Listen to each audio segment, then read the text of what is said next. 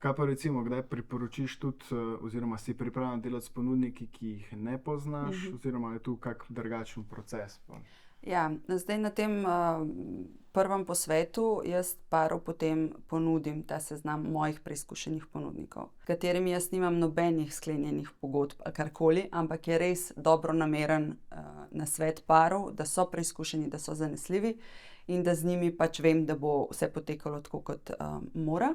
Večinoma pa pari tudi imajo že nekaj svojih izbranih ponudnikov, tako da na vsaki poroki potem nove ponudnike spoznavam in z njimi sodelujem brez težav. Jaz tudi, ko ponudim ta seznam, vedno rečem, da lahko ga upoštevate, lahko ga ne, a ne.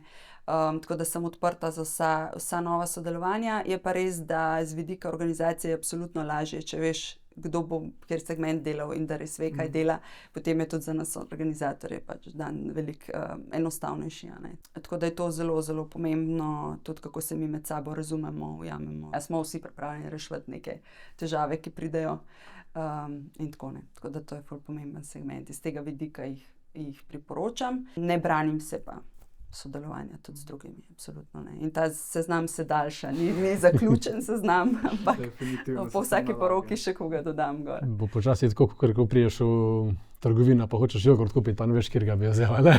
Ja. Bo toliko lokacij, pa ampak vedno fotografov, pa opozorim, videografov. tudi recimo seznam fotografov je zelo dolg, a ne. Ampak ne zato, ker bi bili vsi za vsakega okej, a ne, ampak potem tudi opozorim pare, da naj si pogledajo stil fotografij, da naj spoznajo osebo, a ne, tako kot smo se prej pogovarjali. Tako da v bistvu še vedno se mi zdi, da vsak par nekaj znotraj tistega seznama potem zase najde, a ne.